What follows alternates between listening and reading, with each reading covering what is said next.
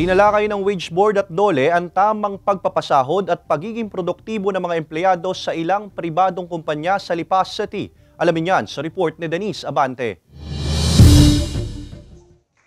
Mahigit 500 empleyado ang pinapasahod sa family business ni Miguel sa pansiteria mula sa iba't iba nilang branches sa Calabarzon. Tinitiyak daw niya na napapasahod ng maayos at may mga benepisyo ang kanilang mga empleyado. Bagay na natututunan daw niya sa mga seminar na gaya ng isinagawa ngayong araw sa Barangay Maraway, Lipas City ng Regional Tripartite Wages and Productivity Board o RTWPB. Siya po yung nagsaset nung kung ano po yung dapat na pasahod po, kung ano yung margin po. Nakakatulong rin po siya na ma-boost ang moral po ng ating mga employees po. May incentive trips po para do sa mga long tenured employees po namin. Dahil po pansit habab po kami, may libreng pansit po sa mga employees po namin as merienda po. Sa kauna-unahang programa at pasahod seminar ngayong taon ng RTWPB4A, tinalakay sa mahigit 100 mga employer at business owner ang kahalagahan ng tamang sahod at pagbibigay ng benepisyo sa mga empleyado na nakaangkla sa minimum wage rate sa Calabarzon.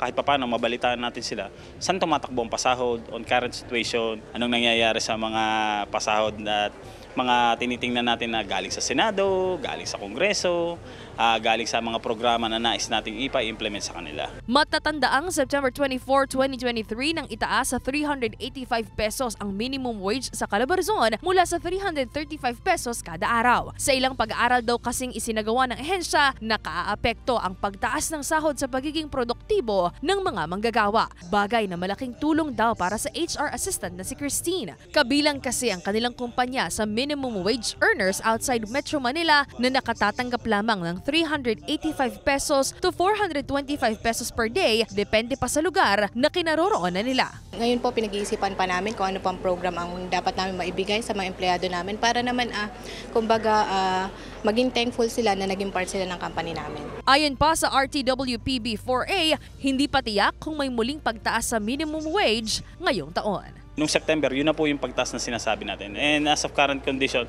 tayo po ay kasalukuyang nandun pa lang po sa pag-aaral at padating na po tayo dun sa sinasabi natin na pagre-review pagdating po nung 60 days before the anniversary. So therefore, approximately nandito pa lang po tayo sa 6 to 9 months. As of today, wala pa po muna tayong pagtaas. Kasama si J. Arman Hares, Denise Abante, Balitang Southern Tagalog.